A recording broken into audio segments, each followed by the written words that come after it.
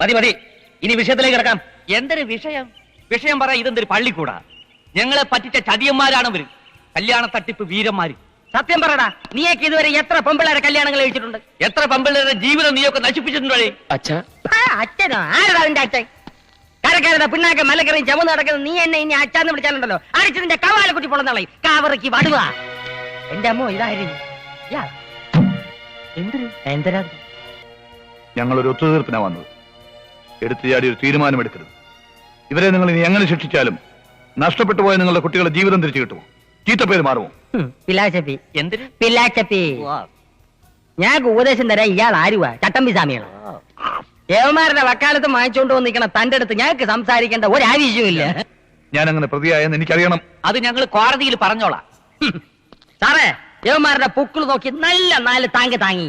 ഇനി ഒരിക്കലും ഒരു കല്യാണത്തെ കുറിച്ച് ചിന്തിക്കരുത്.